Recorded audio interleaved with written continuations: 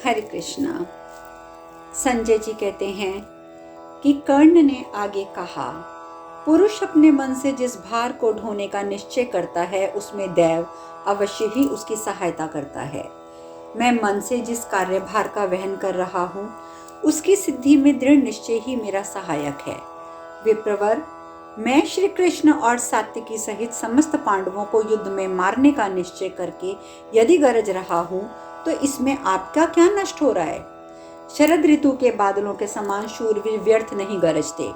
विद्वान पुरुष पहले अपनी सामर्थ्य को समझ लेते हैं, उसके बाद गर्जना करते हैं। गौतम, आज मैं रणभूमि में विजय के लिए साथ साथ प्रयत्न करने वाले श्री कृष्ण और अर्जुन को जीतने के लिए मन ही मन उत्साह रखता हूँ, इसीलिए गर्जना करता हूँ। ब्राह्मण, मेरी इस गर्जना का फल देख लेना। मैं युद्ध में श्री कृष्ण सात्विकी तथा अनुगामाइयों सहित पांडवों को मार के इस समस्त भूमंडल का निष्कंटक राज्य दुर्योधन को दे दूंगा। कृपाचार्य बोले, सूत पुत्र, तुम्हारे ये मंसूबे बांधने के निरर्थक प्रलाप मेरे लिए विश्वास के योग्य नहीं हैं। कर्ण, तुम सदा ही श्री कृष्ण अर्जुन और पांडु पुत्र युधिष्ठिर पर आक्षेप किया करते हो, परंतु विजय उसी के पक्ष की होगी जहां युद्ध विशारद श्री कृष्ण और अर्जुन विद्यमान हैं। यदि देवता, गंधर्व, यक्ष, मनुष्य, सर्प, राक्षस भी कवच बांधकर युद्ध के लिए आ जाएं, तो रणभूमि में श्री कृष्ण और अर्जुन को वे नहीं जीत सकते। धर्मपुत्र युधिष्ठिर ब्राह्मण भक्त, सत्यवादी, जितेंद्रिय, गुरु और देवताओं का सम्मान करने वाला, सदा धर्मपरायण, अस्त्र विद्या में विशेष कुशल, धैर्यवान और कृतज्ञ है। इसके बलवान भाई भी संपूर्ण अस्त्र शस्त्रों की कला में परिश्रम किए हुए हैं। वे गुरु सेवा परायण, विद्वान, धर्म तत्पर और यशस्वी हैं।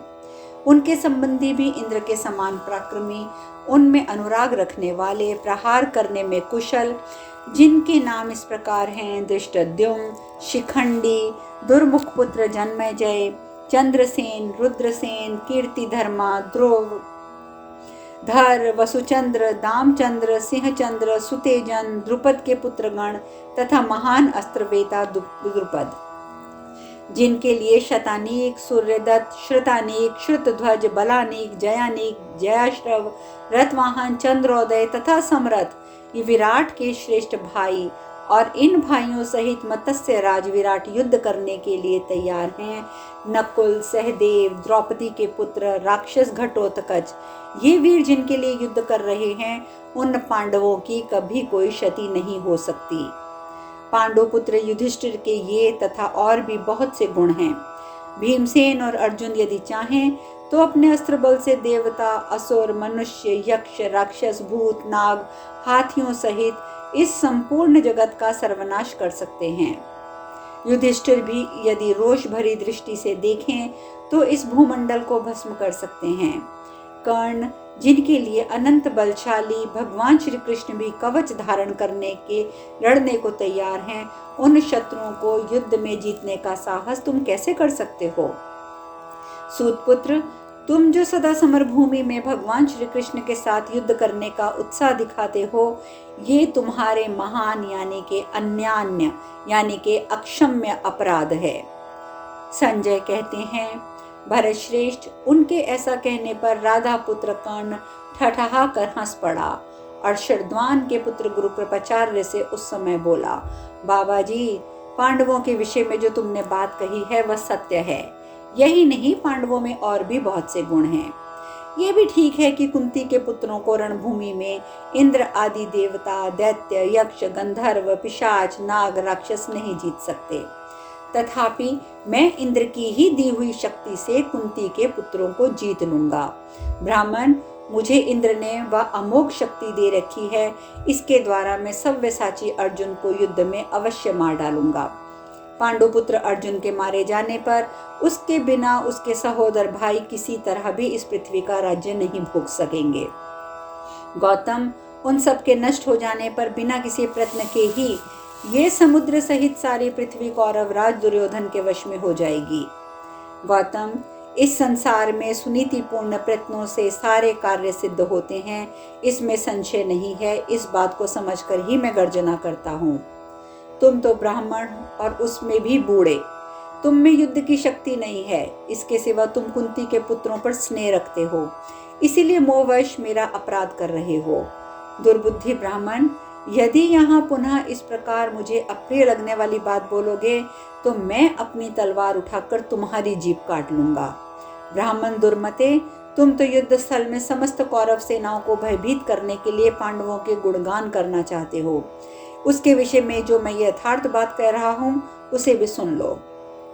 दुर्योधन, द्रोण, शकुनि, दुर्मुख, जय, दुशासन, वृषसेन, मद्रराज, शल्य, तुम स्वयं, सोमदत्त, भूरी, अश्वत्थामा और विवंशति, ये युद्ध कुशल संपूर्ण वीर जहां कवच बांधकर खड़े हो जाएंगे वहां इन्हें कोई मनुष्य नहीं जीत सकता। वह इंद्र के तुल्य बलवान शत्रु ही क्यों ना हो, इनका कोई कुछ नहीं बिगाड़ सकता। जो शूरवीर, अस्त्रों के ज्ञाता, बलवान, स्वर्ग प्राप्ति की अभिलाषा रखने वाले, धर्मज्ञ और युद्ध कुशल हैं, वे देवताओं को भी ये युद्ध में मार सकते हैं। ये वीरगण कुरु राज दुर्योधन की जय चाहते हुए पांडवों के वध की इच्छा से संग्राम में कवच बांधकर डट जाएंगे। मैं तो बड़े से बड़े बलवानों को भी विजय देव के अधीन मानता हूँ। देवाधीन होने के कारण महाबाहु भीष्म आज सैकड़ों बाणों से बितकर रणभूमि में रणशैया पर पड़े हैं। विकर्ण, चित्रसेन, वाहिक, जयरथ, भूरिश्रवा, जय, जलसन, सुदक्षिण, रथियों में श्री शल और पराक्रमी भगदत्त, ये और भी दूसरे बहुत से राजा देवताओं के लिए भी अत्यंत दुर्जय थे। परंतु उन अत्यंत प्रबल और शूरवीर नरेशों को भी पांडवों ने युद्ध में मार डाला। पुरुषधाम, तुम अपने दैव संयोग के सिवा दूसरा कौन सा कारण मानते हो? ब्राह्मण, तुम दुर्योधन के जिन शत्रुओं की सदा स्तुति करते रहते हो उनके भी तो सैकड़ों और सहस्त्रों शूरवीर मारे गए हैं। कौरव और पांडव दोनों दलों की सारी सेनाएं प्रतिदिन नष्ट हो रही हैं। मुझे इसमें किसी प्रकार भी पांडवों का कोई विशेष प्रभाव दिखाई नहीं देता। द्विजधाम, तुम जिन्हें सदा बलवान मानते रहते हो उन्हीं के साथ मैं संग्राम भूमि में दुर्योधन के हित के लिए यथाशक्ति युद्ध करने का प्रयत्न करूंगा। विजय तो देव के अधीन है।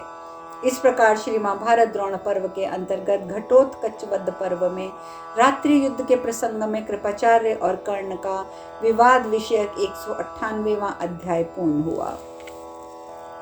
संजय कहते हैं, राजन, इस प्रकार अपने मामा के प्रति सूत पुत्र कर्ण को कटु वचन सुनाते देख अश्वत्थामा बड़े वेग से तलवार उठाकर कर्ण पर टूट पड़ा।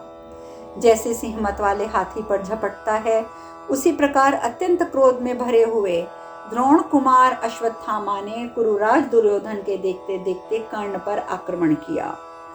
अश्वत्थामा ने कहा, दुर्बुद्धि नराधम, मेरे मामा संपूर्ण जगत के श्रेष्ठ धनुर्धर और शूरवीर हैं। ये अर्जुन के सच्चे गुणों का बखान कर रहे थे, तो भी तू द्वेषवश अपनी शूरता की डींग हाँकता हुआ और घमंड में आकर आज युद्ध में किसी को कुछ ना समझता हुआ जो इन्हें फटकार रहा है, उसका क्या कारण है?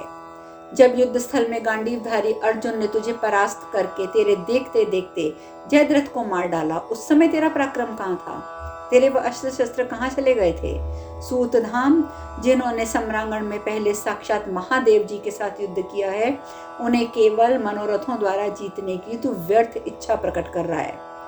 दुर्बुद्धि सूत, जो संपूर्ण शस्त्रधारियों में श्रेष्ठ है तथा श्री कृष्ण के साथ रहने पर जिन्हें इंद्र सहित संपूर्ण देवता और असुर भी जीतने में समर्थ नहीं हैं, उन्हीं लोक के एकमात्र अपराजित वीर अर्जुन को जीतने के लिए इन राजाओं सहित तेरी शक्ति क्या है? अरे दुर्बुद्धि नराधम कर्ण, तू देख और खड़ा रह। दुर्मते, मैं अभी तेरा सिर धड़ से उतार देता हूँ। संजय कहते हैं, राजन, इस प्रकार वेग पूर्वक उठे हुए अश्वत्थामा को महातेजस्वी स्वयं राजा दुर्योधन और मनुष्यों में श्रेष्ठ कृपाचार्य ने रोका। कर्ण बोला, कुरुश्रेष्ठ, ये दुर्बुद्धि एवं नीच ब्राह्मण बड़ा शूरवीर बनता है और युद्ध की श्लाघा बखानता है। इसे तुम छोड़ दो, आज मेरे पराक्रम का इसे सामना करने दो। अश्वत्थामा ने कहा, दुर्बुद्धि सूत पुत्र, हम लोग तेरे इस अपराध को क्षमा करते हैं। तेरे इस बढ़े हुए घमंड का नाश अर्जुन स्वयं करेंगे। दुर्योधन बोला, दूसरों को मान देने वाले भाई अश्वत्थामा, प्रसन्न हो, तुम्हें क्षमा करना चाहिए। सूत पुत्र कर्ण पर तुम्हें किसी प्रकार भी क्रोध करना उचित नहीं है। द्विश्रेष्ठ, तुम पर, कर्ण पर, कृपाचार्य, द्रोणाचार्य, मद्रराज शल्य, शकुनी पर महान कार्यभार रखा गया है, इसीलिए तुम प्रसन्न हो। ब्राह्मण, ये सामने राधा पुत्र कर्ण के साथ युद्ध की अभिलाषा रखकर समस्त पांडव सैनिक सब ओर से ललकारते आ रहे हैं। संजय कहते हैं, महाराज, राजा दुर्योधन के मनाने पर क्रोध के वेग से मुक्त होकर महामना अश्वत्थामा शांत और प्रसन्न हो गया। राजेंद्र, तत्पश्चात सौम्य स्वभाव के कारण शीघ्र ही मृदुता आ जाने से महान कृपाचार्य भी शांत हो गए और इस प्रकार बोले। कृपाचार्य ने कहा, दुर्बुद्धि सूत पुत्र, हम लोग तो तेरे इस अपराध को क्षमा कर देते हैं, परंतु अर्जुन तेरे इस बड़े हुए घमंड का अवश्य नाश करेंगे। संजय कहते हैं, राजन, तदंतर ये यशस्वी पांडव और पांचाल एक साथ होकर गर्जन तर्जन करते हुए चारों ओर से कर्ण पर चढ़ आए। रथियों में श्रेष्ठ, पराक्रमी, तेजस्वी वीर कर्ण भी देवताओं से घिरे हुए इंद्र के समान प्रधान कौरवों से घिरी हुई अपने को बाहुबल का भरोसा कराते हुए धनुष उठाकर युद्ध के लिए खड़ा हो गया। महाराज, तदंतर कर्ण का पांडवों के साथ भीषण युद्ध आरंभ हुआ, जो सिंहनाद से सुशोभित हो रहा था।